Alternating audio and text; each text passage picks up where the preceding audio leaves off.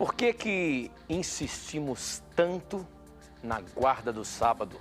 Se existem textos claros no Novo Testamento dizendo que Jesus veio e aboliu os mandamentos, a lei. Você quer ver um detalhe? Olha só o que está escrito em Efésios, no capítulo 2, os versos 14 e 15, diz o seguinte: mas agora unido com Jesus Cristo, ou melhor, 14, pois foi Cristo quem nos trouxe a paz, tornando os judeus e os não-judeus um só povo. Por meio do sacrifício do seu corpo, ele derrubou um muro de inimizade que separava os judeus e os não-judeus. Ele acabou com a lei, juntamente com os seus mandamentos e regulamentos, e dos dois povos formou um só povo, novo e unido com ele.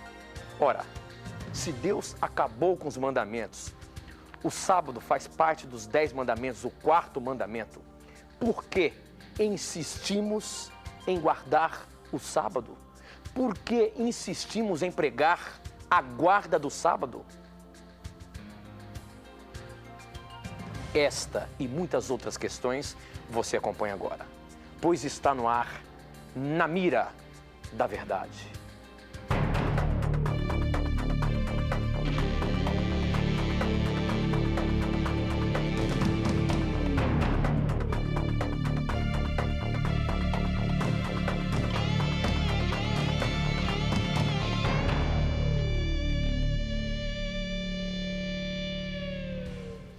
Olá, seja muito bem-vindo, já estamos no ar ao vivo. Rede Novo Tempo de Comunicação, este é o programa Na Mira da Verdade, um programa em que você pode mandar os seus questionamentos, você pode mandar as suas dúvidas bíblicas, teológicas, o que você quer saber sobre a Palavra de Deus, e tudo é respondido à luz da Bíblia Sagrada. Não é a Novo Tempo, não é o meu companheiro, colega de trabalho, o professor Leandro Quadros, não é o programa Na Mira da Verdade, e sim a Palavra de Deus. E para você participar do nosso programa, daqui a pouquinho eu falo para você. Primeiro, vamos cumprimentar o meu amigo, professor Leandro Quadros. Para mim sempre é um privilégio poder estar aqui nesse horário, às 9 da noite, para enfrentar você, professor, aqui colocando você sempre na mira da verdade. Como é que vai, professor? Tudo bem? Vou bem, meu amigo. Na verdade, eu que tenho que enfrentar você, né? Porque você não dá moleza. Eu não sou os nossos que telespectadores, chega, professor. Você é o intermediário aí dos telespectadores, né? O que vem chumbo grosso, você manda sem dó, né? Mas é uma alegria, meu amigo, estar com você novamente. É uma alegria, querido telespectador, estar com você novamente, com você que nos acompanha também pela Rádio Novo Tempo. E antes de darmos sequência ao programa, eu só queria mandar rapidamente uns abraços aqui. O primeiro abraço, queria mandar um abraço para minha cunhada, a Keila, meu concunhado Júnior, e para os meus sobrinhos, Gabriel, Júlia e Giovana, de Belo Horizonte, né? Minas Gerais. Obrigado por vocês estarem assistindo aí o Na Mira da Verdade. Um abraço também para a turma do Colégio Adventista de São José dos Campos, é uma equipe da cor roxa, que estão participando de uma gincana lá. Um abraço para vocês.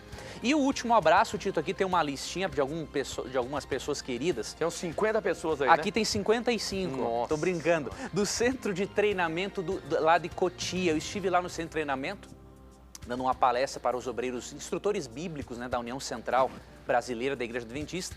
Eu queria mandar um abraço para o pessoal tão valoroso que trabalhou lá na cozinha e tudo mais. A Olga, Ivani, Paulo, Valmir, Daiane, Adriana, Julinda, Isabel, Neia, Célio, Cláudia, Franciele e Felipe. Deus abençoe a todos vocês e obrigado pelo grande carinho que vocês têm para com o programa Na Mira da Verdade. Muito bem, professor. Então já vamos começar quente. Vamos lá, meu Olha irmão. só, você o tempo todo aqui tem defendido a lei de Deus, a guarda do 4º mandamento, o sábado. Mas, professor, a gente tem que ser claro com o nosso telespectador. Sim. Existem textos claros na palavra de Deus que dizem o contrário. Dizem que Jesus veio aqui e aboliu esse mandamento. Olha só, eu li aqui no começo Efésios 2. Vamos tomar como base Efésios 2. Tem muitos outros textos. E esse questionamento quem mandou pra gente foi o Eric. Ele é de Imbituba. A semana passada, ele é de Imbituba, Santa Catarina. E ele lançou aqui vários textos que nos mostra que essa lei foi abolida. Efésios 2, 14 diz o seguinte: pois Jesus Cristo quem nos trouxe a paz, tornando os judeus e os não-judeus um só povo. Por meio do sacrifício do seu corpo, ele derrubou o muro de inimizade que separava os judeus dos não-judeus. Ele acabou com a lei, juntamente com os seus mandamentos e regulamentos, e dos povos formou um só povo novo, unido com ele. Foi assim que ele trouxe a paz. Como explicar esse texto, professor? Você defende o tempo todo aqui sobre o sábado, mas a palavra de Deus é clara sobre esse assunto. O que você me diz? Você quer ver uma coisa, Tito? Quando a pessoa lê esse texto pela primeira vez, realmente ela tem a impressão de que a lei de Deus não tem valor algum. Agora, é importante quando estudamos um assunto bíblico que nós estudemos os textos mais difíceis à luz dos textos mais fáceis. Se nós pegarmos mesmo, Tito, isoladamente, esse texto de Efésios 2, 11 a 14, nós vamos chegar à conclusão de que a lei de Deus foi abolida. Agora, se nós analisarmos o conjunto das Escrituras e o próprio contexto da carta de Efésios, nós veremos que não foi isso que Paulo disse. Vou dar um exemplo. Em Romanos 3,31, quando o apóstolo Paulo estava falando aqui da justificação, do perdão por meio da fé em Cristo Jesus, em Romanos 3,31 mesmo Paulo afirmou assim: anulamos a lei pela fé de maneira nenhuma, antes confirmamos a lei. Então nós pensamos assim, será que Paulo se contradisse? Porque em Efésios 2,14 ele afirma que a lei dos mandamentos foi abolida. Agora em Romanos 3,31 Paulo afirma claramente que a fé em Cristo, mesmo que eu seja salvo pela graça de Deus através da fé, essa fé não me desobriga de ter uma vida moral justa diante de Deus. Então Paulo está dizendo exatamente isso. Para nós entendermos Efésios 2, 11 a 14, seria importante nós darmos uma analisada também em Efésios 6, 1 e 2. Por quê? Porque se Paulo está abolindo a lei em Efésios 2, 14 e 15, então nós teríamos que ter um problema interpretativo em Efésios 6. Por quê? Em Efésios 6, Paulo está defendendo exatamente a observância da lei. Olha o que diz nos versículos 1 e 2. Filhos, obedecei a vossos pais no Senhor, pois isto é justo. Honra teu pai e tua mãe, que é o primeiro mandamento com promessa, para que te vá bem e sejas de longa vida sobre a terra. Agora, como entender isso? Será que Paulo poderia, em Efésios 2, 11 a 14, querido amigo que nos acompanha, ele poderia estar abolindo o mandamento honra teu pai e tua mãe? Se nós dissermos que o sábado foi abolido em Efésios 2, 11 a 14, temos que dizer que o mandamento honra teu pai e tua mãe também foi abolido. Por quê? Porque ele faz parte dos 10 mandamentos, assim como o sábado. Ok, mas eu te lanço outro texto, professor Leandro Quadros. Não, deixa eu só concluir uma coisinha aqui, porque eu sei que tu vai vir com um texto pesado aqui. Já vou e quero ver como é que você vai sair.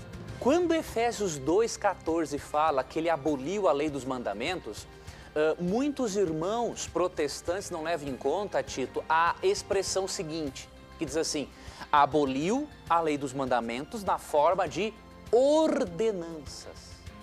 Aqui nós temos que fazer uma distinção. É claro que a palavra lei na Bíblia, ela engloba tanto leis no aspecto moral, quanto cerimonial, civil e tudo mais. Só que nesse texto em específico, Paulo está destacando um aspecto cerimonial da lei. Ele está dizendo que através da cruz, Cristo reconciliou judeus e não judeus. E que agora não necessitaria mais de expressar a fé no Salvador através de sacrifício de cordeiros, porque o verdadeiro Cordeiro de Deus que tira o pecado do mundo já foi morto na cruz. Então a lei dos mandamentos em forma de ordenanças, em Efésios 2, são as leis cerimoniais. Os sacrifícios de cordeirinho que a pessoa realizava como evidência de fé no Salvador.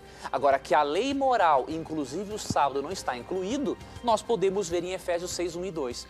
Se Paulo estivesse abolindo o aspecto moral da lei em Efésios 2,14, então eu e você não precisaríamos mais respeitar pai e mãe, porque até essa lei foi abolida. Então nós temos que ter muito cuidado com a forma como interpretamos a Bíblia, para não colocarmos na palavra de Deus ideias que ela não teve a intenção de dizer. Mas olha só o que diz Gálatas 3:19. Então, por que é que foi dada a lei? Ela foi dada para mostrar as coisas que são contra a vontade de Deus. A lei devia durar até que viesse o descendente de Abraão, pois a promessa foi feita a esse descendente. A lei foi entregue por anjos a um homem, serviu de intermediário.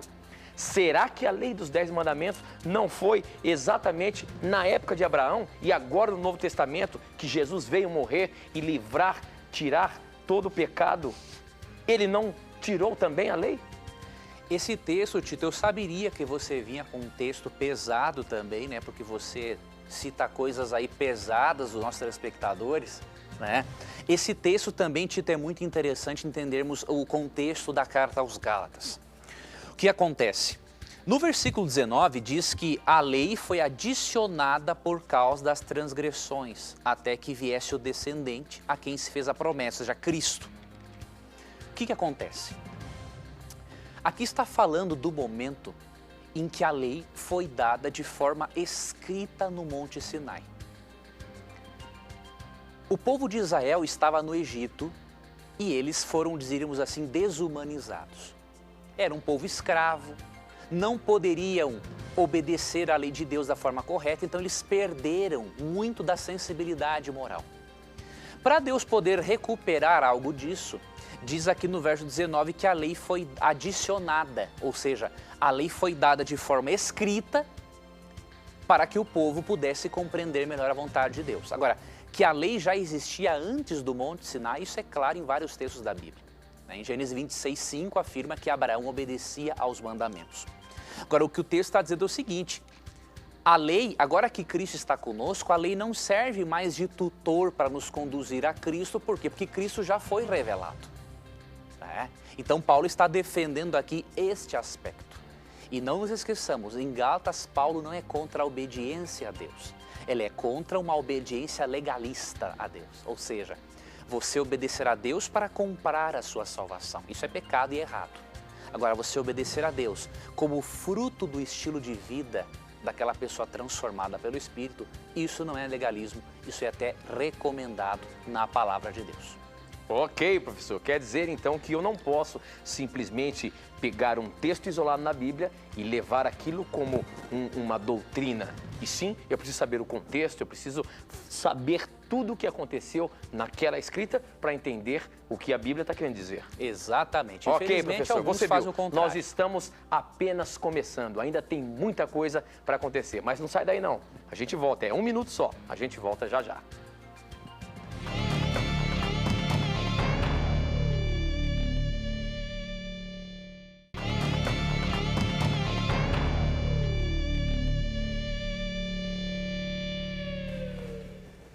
Já estamos de volta, você viu, é rapidinho. E eu quero dizer que para você participar do nosso programa, basta você mandar a sua pergunta, o seu questionamento, através de um torpedo, um SMS para a gente. E eu recebo ele agora, na hora aqui.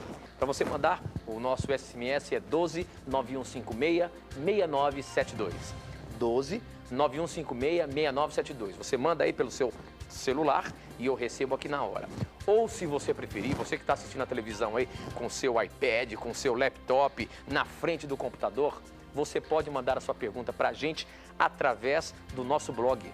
O nosso blog é novotempo.com/Na Mira da Verdade. Você vai ver que tem um campo dizendo que o programa está no ar, você manda a sua pergunta e eu recebo aqui na hora, tá bom? Ou então, você pode participar mandando sua pergunta através do nosso Twitter, Na Mira da Verdade, tá bom? Participe, interaja com a gente, não tenha preconceitos.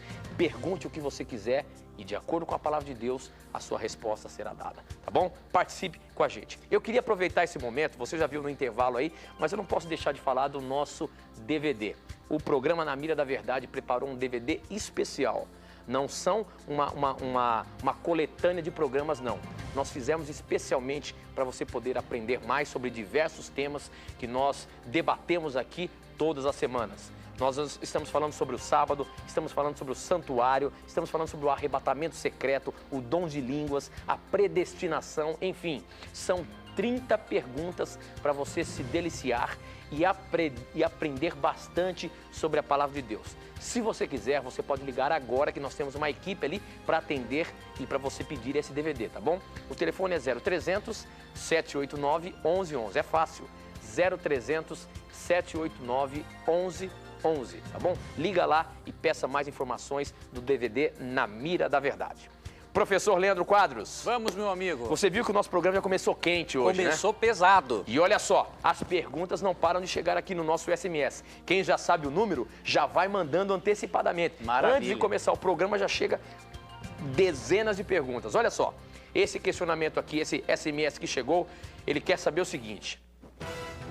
Quase todas as igrejas falam do fogo eterno. Afinal de contas, o inferno vai existir para sempre, o inferno já existe esse negócio de purgatório, é uma fase que pode aliviar você voltar para ir para o céu ou ir para o inferno, enfim, inferno, fogo eterno, isso o que a Bíblia fala para a gente, professor? Veja bem, queridos, essa crença no inferno eterno, isso aí é uma crença de herança grega. Por mais que as pessoas queiram justificar essa crença, ela não tem embasamento bíblico. Quando você faz uma análise, não é, geral dos textos da palavra de Deus. Essa crença também tem origem numa falsa compreensão da natureza humana. As pessoas creem que o ser humano pode ser separado em 2 ou 3, em corpo e alma ou corpo, alma e espírito.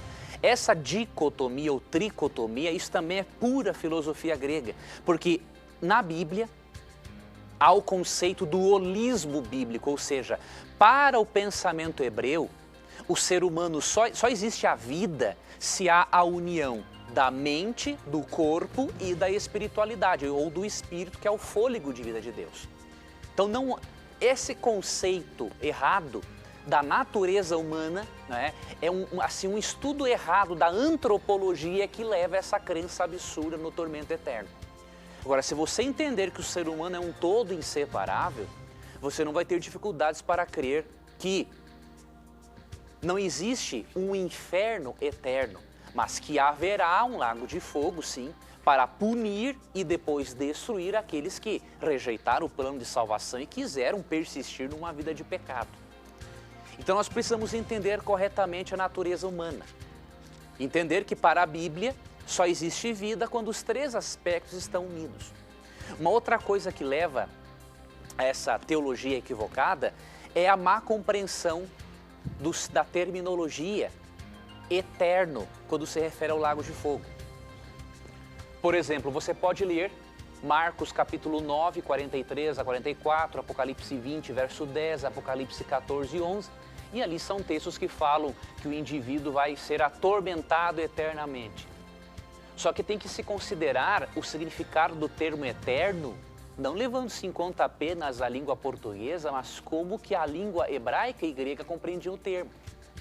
Por exemplo, o Dr. H.G. Moule, um erudito evangélico, ele explica o seguinte, que a palavra eterno na Bíblia, ela pode se referir a um longo período de tempo ou a um curto período de tempo. Depende da natureza do objeto a qual a palavra está ligada. Então, quando a palavra está ligada a Deus e aos justos que comerão da árvore da vida, é claro que está dizendo que Deus é eterno e que os justos serão eternos. Só que quando a palavra eterno está ligada aos ímpios que não comerão da árvore da vida, é claro que ela não pode se referir a um tempo sem fim. Então temos que levar isso em conta. O castigo é eterno não na duração do castigo, mas nas consequências do castigo. A pessoa será castigada, destruída e depois nunca mais terá a oportunidade de ressurreição. E nós devemos levar em conta também, além desses textos, que a Bíblia ensina que a morte é um estado de inconsciência até a volta de Cristo. João 11, 11 a 14, Cristo compara a morte a um sono. Alguns dizem que se refere à morte física. Nada a ver. Não existe essa história. Morte é morte mesmo. Tá? 1 Coríntios 15, 23 diz que a morte é nossa inimiga. Se a morte me proporcionasse a oportunidade de eu ir para um lugar intermediário, o paraíso, ela não seria minha inimiga, seria minha amiga. Estaria me fazendo um favor. Né? Então, se desvencilhe desse conceito grego, que infelizmente entrou em muitas igrejas, graças à influência de Agostinho. Então, vamos à Bíblia, voltemos à Bíblia, voltemos ao holismo bíblico para não aceitarmos esse tipo de heresia que não pode ser comprovada pela palavra de Deus. Ok, professor, muito bem. Mais um torpedinho que chegou aqui interessante e eu coloco ele agora na mira da verdade. A pergunta é a seguinte, quem mandou foi o Adevaldo, ele é de Rondonópolis, no Mato Grosso, ele diz o seguinte, eu gostaria que me tirasse uma dúvida, qual o significado de Mateus 27:51? Mateus 27:51 diz o seguinte, na linguagem de hoje diz o seguinte, então a cortina do templo se rasgou em 2 pedaços, de cima até embaixo. A terra tremeu e as rochas se partiram. Isso aqui é por ocasião da morte de Jesus. Isso mesmo. É, professor? E o que significado tem esse texto aqui? Existe algum significado? Isso aqui é figurativo, é real? O que quer dizer isso daqui? Com relação ao templo, com relação a rasgar a cortina do templo, enfim. Como é que a gente pode explicar isso aqui, professor? Isso aqui, amigo Tito, tem um significado teológico muito interessante. Quando Cristo morreu, é claro que a natureza entrou em comoção, porque Cristo é o Criador. Eu gosto muito de uma citação da escritora Ellen White no livro Desejado de Todas as Nações, página 530, onde ela afirma que em Cristo a vida original, não emprestada, não derivada. Então, como Cristo é o Criador, é claro que ao ele ter morrido na cruz pelos pecados dos seres humanos, a natureza toda se comoveu. E o que aconteceu também foi o seguinte, o véu do santuário, o santuário que era o local de adoração ao Deus verdadeiro e aonde se ministrava o culto em favor do povo de Israel, diz que este véu havia 2 compartimentos, diríamos assim, 2 salas no santuário. Uma sala chamada Lugar Santo e outra chamada Lugar Santíssimo. E entre essas 2 salas havia um véu que separava as 2 salas, porque atrás deste véu, onde estava o Lugar Santíssimo, havia a Arca da Aliança, uma espécie de uma caixa, contendo os 10 mandamentos de Deus. Quando Cristo morreu, este véu, que era pesado, se rasgou no meio. E aí Deus mostrou o seguinte, sendo que Cristo, o verdadeiro cordeirinho, morreu no lugar do pecador, então o véu do santuário se rasgou, demonstrando-se o seguinte, que todo aquele ritual do santuário que apontava para a morte do cordeiro, que era Cristo, perdeu a sua necessidade, não é? O verdadeiro cordeiro morreu e o verdadeiro sumo sacerdote iria ascender aos céus depois da ressurreição para interceder pelo ser humano. Então o que o texto está dizendo aqui é que todo o sistema do santuário agora, toda a simbologia foi transferida para o próprio Cristo, que agora cumpre, não é, com toda essa simbologia no santuário celestial. Ok, professor. Ainda pelo nosso blog aqui, o Antônio Marcos Santos Guedes, ele é de Embu, das Artes, em São Paulo, ele diz o seguinte, pergunta o seguinte, os santos podem pecar? O fato de Paulo dizer que julgaremos o mundo e até os anjos, anula o julgamento naquele dia em que Deus julgará a todos? Aqueles que aceitaram o Senhor Jesus Cristo não serão julgados? Professor, essa questão do julgamento de Deus, Deus também vai julgar os anjos? Ou seja, será que os anjos também podem pecar? Mas espera um pouquinho, nós temos que ir para um intervalo. Você vai responder já já, tá bom? Tá ok. Participe do nosso programa mandando a sua pergunta, o seu questionamento. Acesse o nosso blog novotempo.com/Na Mira da Verdade e você pode mandar as suas perguntas que eu recebo aqui na hora. Ou então, mande um torpedo SMS para 12 9156 6972. Eu também recebo na hora. E a sua pergunta vai estar na Mira da Verdade. E logo depois do intervalo, você tuiteiro que está acompanhando a gente aí, prepare a sua pergunta, porque o Twitter também vai estar na Mira da Verdade. Não sai daí não, a gente tem que ir para o intervalo, mas a gente volta já já.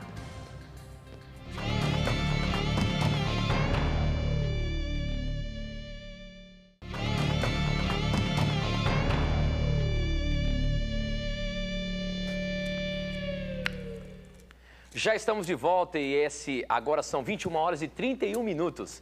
Nós estamos ao vivo aqui pela Novo Tempo e eu queria mandar um abraço todo especial para os nossos ouvintes da Rádio Novo Tempo que estão conectados com a gente aí. Muito obrigado pelo carinho da sua audiência, muito obrigado por você estar sintonizando aí a Rádio Novo Tempo e acompanhando o programa Na Mira da Verdade. Talvez você esteja aí no carro, sintonizando isso daí e querendo saber que tipo de programa é esse. Este é um programa onde você manda pra gente os seus questionamentos sobre a palavra de Deus, sobre a Bíblia Sagrada, alguns assuntos teológicos que você quer saber a respeito do que a Bíblia fala sobre eles. Se você tem algum questionamento, se você tem alguma dúvida bíblica, manda pra gente e nós respondemos aqui de acordo com a Bíblia Sagrada e colocamos na mira da verdade, tá bom? Eu queria aproveitar agora nesse momento e oferecer para você um presente. Esta é a revista Verdades para o Tempo do Fim. É uma revista interessantíssima que tem 16 temas bíblicos para você aprender sobre esses assuntos que são apresentados aqui. Verdades para o Tempo do Fim. Tempo do fim é o tempo em que nós estamos vivendo. É um tempo diferente de toda a história.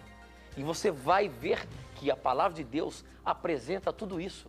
E nesta revista você vai tirar essas dúvidas. E para você receber essa revista, você não tem que pagar nada. Ela vai chegar gratuitamente aí na sua casa. Basta você acessar o nosso blog, novotempo.com/na mira da verdade. Você vai ver que tem ali curso bíblico gratuito, Verdades para o Tempo do Fim. Você preenche ali e você vai receber aí na sua casa sem custo nenhum, tá bom? Então aproveite, é de graça. Você vai ter uma bela revista com os diversos temas aqui para você aprender. Por exemplo, olha aqui um tema interessante. Onde Deus está quando as tragédias acontecem? Não é incrível? Por que acontece tanta tragédia no nosso mundo? E Deus não está vendo isso? Ele está permitindo isso? Isso é só um dos temas. Tem muita coisa para você aprender. Verdades para o Tempo do Fim. É gratuito. Peça agora mesmo e receba aí na sua casa. Professor, e aí, você está vendo que eu estou ainda meio rouco aqui, né? Não consegui tirar a rouquidão, mas a gente está aqui com toda a força para fazer o programa. E a pergunta que eu te lancei antes do nosso blog, quem mandou foi o Antônio Marcos e ele diz o seguinte: os santos podem pecar? O fato de Paulo dizer que o julgamento do mundo e até que, ou melhor, que Paulo dizer que julgaremos o mundo e até os anjos, anula o julgamento naquele dia em que Deus julgará a todos? Ou seja, quem vai julgar? É Deus ou somos nós? E outra coisa, se nós vamos julgar até os anjos podem pecar? Que história é essa, professor? Essa pergunta é muito interessante. Veja bem, ela é respondida quando entendemos que o juízo de Deus tem 3 fases. A primeira fase acontece antes da volta de Cristo. Antes de Cristo voltar, ele faz uma análise dos registros celestiais para que o universo possa entender quem realmente aceitou a Cristo como Salvador e quem não aceitou, né? Eu gosto muito de um comentário do teólogo luterano Joseph A. Seyss, que ele afirma assim, que a ressurreição dos justos é uma evidência de que antes de Cristo voltar, ele efetuou um julgamento com antecedência para dizer quem foi digno da primeira ressurreição. Ele comenta isso com base ali em 1 Coríntios 15, 51 a 55. Já a segunda fase do juízo é essa que o nosso telespectador mencionou, Antônio. 1 Coríntios 6, 1 e 2 afirma que nós julgaremos os anjos. Este julgamento, ele ocorrerá no céu por ocasião do milênio. Quando Cristo volta, ele leva os seus para o céu e lá eles ficam 1000 anos, de acordo com Apocalipse capítulo 20. Neste período de 1000 anos, nós vamos avaliar a maneira como Deus lidou com os pecadores e inclusive como Deus lidou com os anjos maus que foram expulsos do céu na rebelião com Satanás, como nós podemos ler em Apocalipse 12, 7 a 9. Já a terceira fase do juízo, né, ocorre quando, depois do milênio, quando Cristo voltar, descer a este mundo com a cidade santa, aí ele vai o quê? Castigar e executar os demônios. Então, um anjo pode pecar? Qualquer criatura que tem livre-arbítrio, capacidade de escolha, pode escolher fazer o errado. E se você ler, por exemplo, João 8,44, aqui menciona claramente um pecado de um anjo, do anjo principal. Diz assim, vós sois do diabo, que é vosso pai, falando para os fariseus, não é? E quereis satisfazer-lhes os desejos. Ele foi homicida desde o princípio e jamais se firmou na verdade, porque nele não há verdade. Quando ele profere mentira, fala do que lhe é próprio porque é mentiroso e pai da mentira. Então a Bíblia chama o diabo de homicida e de mentiroso, mostrando o quê? Que realmente ele pôde pecar, ele pecou, ele escolheu rebelar-se contra Deus. E, portanto, é claro que o nosso julgamento, a nossa avaliação que faremos no milênio para entendermos como Deus lidou com essas criaturas rebeldes, não anula o julgamento de Deus em relação à humanidade, porque esse julgamento já foi feito antes da volta de Cristo, certo? Então, se você solicitar a revista gratuita Verdades para o Tempo do Fim, ali você vai ter um estudo sobre a doutrina do juízo, amigo Antônio, em que você vai estudar as 3 fases do juízo, que acontece antes da volta de Cristo e que diz respeito à humanidade, aos justos de Deus, o julgamento por ocasião do milênio, que diz respeito aos maus e aos anjos, e o julgamento depois do milênio. Então peça a sua revista agora mesmo, Verdades para o Tempo do Fim, no e-mail namiradaverdade@novotempo.org.br, e com certeza você vai poder se aprofundar mais nesse assunto e você vai ficar contente com as boas notícias do juízo. O juízo não existe para condenar os justos, mas para que Deus mostre perante o universo qual justo realmente o aceitou de coração. Ok, professor, muito bem. E eu só queria reforçar, para você pedir o nosso curso bíblico, é mais fácil você pedir através do nosso blog, novotempo.com/Na Mira da Verdade, porque ali já tem um formulário para você preencher todos os dados necessários para chegar aí na sua casa, tá bom? Bom, a próxima pergunta, esse SMS que não para de chegar, viu, professor? Opa! O telefone aqui hoje está tremendo o tempo todo. Nós já recebemos mais de 100 perguntas aí, só através do nosso SMS. A gente queria colocar todas, mas a gente não tem tempo para isso. Mas olha só, como nós começamos a falar sobre o sábado hoje, quem mandou essa pergunta, deixa eu ver quem foi a Luana de Bento Gonçalves, no Rio Grande do Sul, e ela diz o seguinte: como guardar o sábado, já que eu nunca obedeci esse mandamento? O que fazer e o que não fazer? Por exemplo, eu posso ir a um aniversário no dia de sábado? Professor, como que a gente pode guardar o sábado? Essa é uma excelente oportunidade para a gente falar para o nosso telespectador que de repente nunca guardou o sábado. Como a Bíblia nos ensina a guardar o sábado? Olha, essa pergunta da Luana, né? Isso, Luana. Luana, a sua pergunta revela, Luana, a sua sinceridade e o seu desejo de fazer a vontade de Deus, né? E com muita satisfação nós vamos lhe mostrar na Bíblia agora algumas dicas para nós guardarmos o sábado de maneira agradável. Antes é importante dizermos o seguinte, apresentarmos o porquê da observância do sábado. Ao você guardar o sábado, você não vai comprar a sua salvação. Esse é um primeiro ponto importante. Nós não compramos a salvação de Deus pela obediência à lei, né? De acordo com Romanos 5, versículo 1, nós somos perdoados por Deus através da fé em Jesus Cristo. Agora, a pessoa que é perdoada por Jesus Cristo, ela se torna uma nova criatura, de acordo com 2 Coríntios 5,17. E essa nova criatura, é claro que ela vai manifestar na sua conduta um estilo de vida que condiga com a vontade de Deus. E a observância do sábado faz parte do estilo de vida dos salvos. Se você ler, por exemplo, Apocalipse 14, versículo 12, aqui mostra que a obediência aos mandamentos, mesmo a obediência não tendo uma função salvífica, porque não existe salvação por obras, a obediência faz parte do estilo de vida dos salvos, mesmo que os salvos tenham um tropeço aqui, um tropeço ali, mas tem que ir crescendo, tem que ir melhorando, né? E Apocalipse 14, 12 diz assim, aqui está a perseverança dos santos.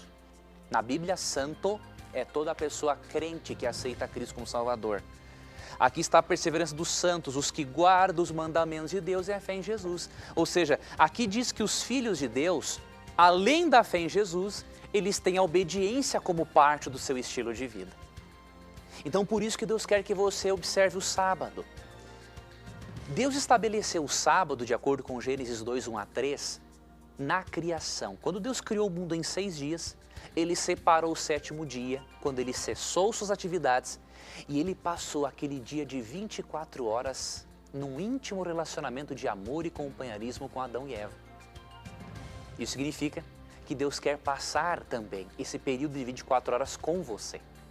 E aqui em Êxodo 28 a 11 nós já obtemos as primeiras dicas para nós observarmos o sábado da forma correta. Diz assim: lembra-te do dia de sábado para o santificar. 6 dias trabalharás e farás toda a tua obra, mas o 7º dia é o sábado do Senhor teu Deus. Veja, não é o sábado do judeu, é o sábado do Senhor teu Deus. Não é o sábado do adventista, o 7º dia, é o sábado do Senhor teu Deus. Não farás nenhum trabalho, nem tu, nem o teu filho, nem tua filha, nem teu servo, nem tua serva, nem o teu animal, nem o forasteiro das tuas portas para dentro. Então Deus pede que no sábado nós não façamos nenhum trabalho secular que desvie a nossa atenção daquele íntimo relacionamento de companheirismo com o Deus Criador no dia de sábado. O sábado é um lembrete semanal de que você e eu não estamos neste mundo por acaso, mas porque um Deus nos criou e nos criou com um propósito, um Deus Criador. O sábado nos mostra que a teoria do macroevolucionismo não é verdadeira, porque o sábado nos relembra que existe um Criador e não que este mundo evoluiu do acaso. E além de não trabalhar no sábado, a Bíblia dá outras dicas. Por exemplo, uma forma legal, amiga, de você observar o sábado é você seguir essa dica de Paulo em Atos 16:13. Aqui o apóstolo Paulo está guardando um sábado num território romano, não era um território judaico, ou seja, tem uns indivíduos aí que dizem que Paulo guardava o sábado só porque era judeu. Isso é conversa furada, né? Com todo respeito, isso não tem base bíblica para isso. Ele guardava o sábado porque ele queria fazer a vontade de Deus, sim. E aí você vai para Atos 16:13 e diz assim: no sábado saímos da cidade para junto do rio, onde nos pareceu haver um lugar de oração. E assentando-nos falamos às mulheres que para ali tinham concorrido. Olha que coisa legal. O apóstolo Paulo no sábado foi para um lugar em meio à natureza, perto de um riacho, para que ao ouvir o som da natureza ele pudesse ouvir o som da voz do seu Deus Criador. Então que coisa boa seria se no sábado, Luana, você separasse o sábado para não trabalhar nas atividades seculares, nem nas atividades domésticas, e fosse em meio à natureza fazer um lindo e saboroso piquenique com seus queridos, ler um trecho bíblico, meditar no amor de Deus por você, descansar. Por exemplo, em Lucas 4,16, vemos que Cristo gostava de ir à igreja aos sábados, na sinagoga. E em Lucas 4,31 percebemos que ele gostava de ler as escrituras do sábado. Então o sábado é um dia para você fazer isso. Ir adorar a Deus na igreja, fazer um bom piquenique, ler a Bíblia, fazer obras de caridade como Cristo fazia, que lemos em Mateus capítulo 12. Então tem muitas dicas maravilhosas para guardarmos o sábado de maneira agradável. E eu queria fazer um convite para você, Luana. E para você que é telespectador que está acompanhando Na Mira da Verdade e você que é ouvinte da Rádio Novo Tempo. Eu queria, no bom sentido, lhe desafiar a guardar um sábado seguindo essas dicas que eu lhe dei aqui na Bíblia. Observe o sábado e depois escreva para o programa Na Mira da Verdade, nos dizendo como foi a sua experiência. Vamos fazer o seguinte, professor. Vamos lá, Tito. Você lançou o desafio. Vamos fazer o seguinte, eu sei que tem milhões de pessoas que estão nos assistindo que talvez nunca tenha guardado um sábado. Nunca tenham desfrutado, né, dessa bênção. E muitas vezes talvez não tenha sentido o desejo como está sentindo agora, vendo o programa, vendo o que a Bíblia fala, e sentindo o desejo de fazer uma experiência. Vamos desafiar a fazer uma experiência. Vamos lá, Tito. Sábado. O sábado, de acordo com a Bíblia, começa no pôr do sol de sexta-feira e vai até o pôr do sol de sábado. A gente pode explicar isso num outro momento para você. Mas faça um teste. Tente guardar um sábado do pôr do sol de sexta-feira até o pôr do sol do sábado. E depois aproveita e manda a sua experiência para a gente. A gente pode comentar aqui no programa, professor. Claro, vai ser uma bênção. É uma oportunidade que nós estamos dando aqui para as pessoas que de repente nunca guardaram.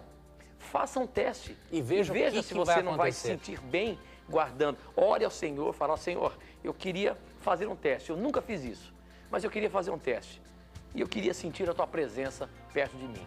Eu tenho certeza que Deus vai estar bem perto de você, é ou não é, professor? Com certeza. E vamos fazer uma coisa, Tito, se você topar. Sim. Vamos gravar um videozinho para o Twitchcasting, para o Twitchcam, e vamos gravar dando dicas de como guardar o sábado. O que você acha? Vamos fazer o seguinte, no nosso Twitter, na sexta-feira, ao pôr do sol, nós vamos postar um videozinho falando sobre o sábado. Maravilha. Como guardar o sábado. Como guardar o sábado de maneira agradável. Na mira da verdade, tá bom, professor? Ótimo. Combinado? Combinadíssimo. Então tá bom, já tá marcado aí, hein?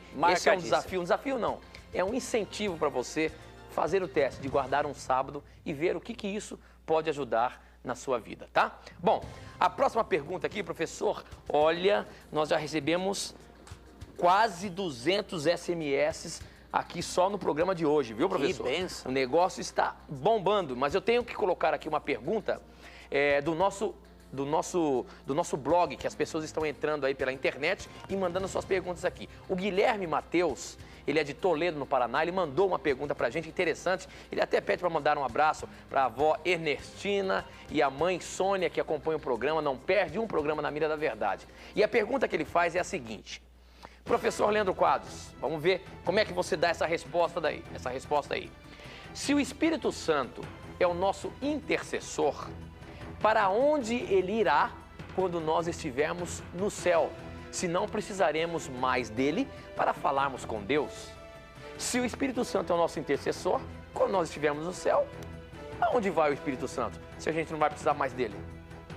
Veja bem, querido amigo, ali Romanos capítulo 8, né, já vai lhe explicar em que sentido o Espírito Santo é intercessor. Romanos 8, 26 diz o seguinte: também o Espírito semelhantemente nos assiste em nossa fraqueza, porque não sabemos orar como convém, mas o mesmo Espírito intercede por nós sobremaneira com gemidos inexprimíveis. Tanto Cristo como o Espírito Santo são intercessores. Quando você lê 1 João 2, 1 e 2, ali é dito que Cristo é o nosso advogado. Só que Cristo é o nosso intercessor no sentido de nos garantir, com sua presença no céu, o nosso perdão. Já o Espírito Santo é nosso intercessor no sentido de nos ajudarmos a orarmos corretamente. Diríamos assim, a adaptar, a editar a nossa linguagem da oração para que ela chegue a Deus. Mas isso em nada vai afetar a presença dele no céu, porque ele é o nosso intercessor aqui na terra, para que nós possamos orar corretamente a Deus. Agora, quando o pecado terminar e nós estivermos no céu, nós não vamos precisar da intercessão dele. Por quê? Porque nós não vamos mais orar a Deus, nós vamos estar com Deus o quê? Conversando face a face. E com certeza o Espírito Santo voltará para o céu. Hoje ele está aqui conosco. Como diz João 14, né, em João 14, 16, Cristo enviou esse outro Consolador para acompanhar a humanidade até o tempo do fim. Agora, quando o pecado terminar e todos estivermos no reino de Deus, o reino eterno e de justiça, o Espírito Santo estará conosco novamente. Não vai precisar nos ajudar a orarmos, porque nós, de acordo com Apocalipse 22, verso 4, veremos a Deus face a face. Então vamos falar com Deus face a face, teremos o nosso cérebro transformado, expressaremos nossas ideias com perfeição, não precisaremos da intercessão mais dele nesse sentido. Mas ele continuará existindo com toda certeza. Só a função dele é que irá mudar. Ok, professor. Falando sobre Trindade, agora pelo Twitter, nós temos aqui muitas pessoas que estão acompanhando o programa. E essa pergunta do Hanosh, que está sempre acompanhando a gente aqui, ele faz o seguinte: não consigo entender a Trindade. O Filho, Yeshua, Filho de Deus, gerado pelo Eterno, pode ser autoexistente? Como é que é isso daí, professor? Jesus Cristo, gerado por Deus, pode ser existente? Como entender a Trindade? Esse querido irmão, o Hanosh, né? Isso. Ele é um judeu messiânico que constantemente acompanha na Mira da Verdade. Eu quero mandar um abraço a você, meu irmão. É muito bom saber que você e outros irmãos judeus, né, também acompanham na Mira da Verdade conosco. É muito importante, eu queria até orientar para você, irmão Hanosh, um livro para você ler sobre esse assunto da Trindade, que vai ser muito útil. Antes de eu lhe dar uma explicação, o livro se intitula A Trindade.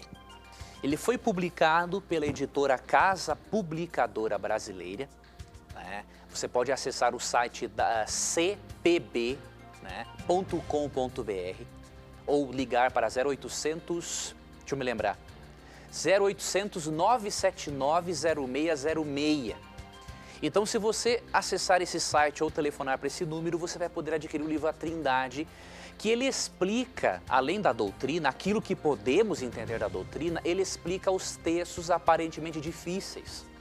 Por exemplo, quando você lê no Salmo 2, verso 7 ali, que Cristo foi gerado, esse termo você precisa entender à luz das Escrituras. Ali significa não que Cristo foi gerado no sentido de ser criado, mas o termo ali significa que ele foi entronizado. Então o termo gerar muitas vezes se refere à entronização de Cristo e não à sua origem. E eu vou dar alguns textos aqui rapidamente, irmão Hanosh, para lhe ajudar. Tá? Então, por exemplo, esse livro A Trindade vai lhe ajudar a entender o que a Bíblia afirma quando Cristo... O que a Bíblia quer dizer quando afirma que Cristo é unigênito, primogênito, gerado, filho?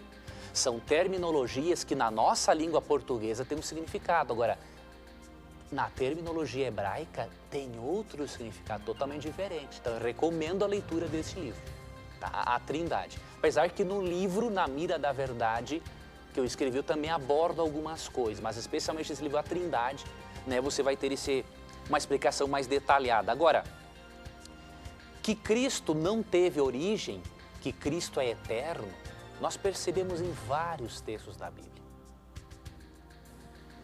Por exemplo, se você ler Isaías 44:6 e comparar com Apocalipse 1:17, você vai ter aqui uma revelação muito interessante. Em Isaías 44:6, o Deus Yahvé do Antigo Testamento afirmou o seguinte: eu sou o primeiro e sou o último, e além de mim não há Deus. Somente um ser eterno pode afirmar isso. E o Deus Yahvé, ou Jeová, como dizem alguns, ele afirma, eu sou o primeiro e o último, ou seja, eu não tenho nem princípio nem fim, eu sou eterno. Só que além do Deus Yahvé afirmar que é o primeiro e último, você vai para Apocalipse 1:17 e você percebe que Jesus Cristo fez a mesma afirmação em relação a Ele mesmo. Em Apocalipse 1:17 ele diz assim, não temas, eu, Jesus Cristo, sou o primeiro e o último. Então Cristo não foi gerado no sentido de ser criado. Você pode ir para Colossenses 2:9, lá é dito que em Cristo habita corporalmente toda a plenitude da divindade. E aí você vai para João 8:57-59, comparando com Êxodo 3:14, e Cristo diz que Ele é o eu sou do Antigo Testamento. Não teve início e não terá fim. Quando a Bíblia diz que Cristo é Filho de Deus, você precisa entender, querido telespectador e amigo ouvinte, uma coisa. O termo filho, na concepção hebraica, nem sempre se refere a um ser que é criado por um pai. Eu quero lhe mostrar dois textos bíblicos que provam isso. O primeiro é João capítulo 5, versículo 18, que diz assim: por isso, pois, os judeus ainda mais procuravam matá-lo, a Jesus. Porque não somente violava o sábado, na compreensão deles, fanática, né? Mas também dizia que Deus era seu próprio pai, fazendo-se o quê? Igual a Deus. Quando Cristo falou que Deus era pai dele, como que os judeus entenderam essa filiação de Cristo com o pai? Eles entenderam que Cristo se fez igual ao pai, porque o termo filho significa também igualdade em essência, em natureza. E aí você vai para João 19, versículo 7, e você percebe a mesma coisa. Responderam os judeus, temos uma lei, e de conformidade com a lei ele deve morrer, porque a si mesmo se fez Filho de Deus.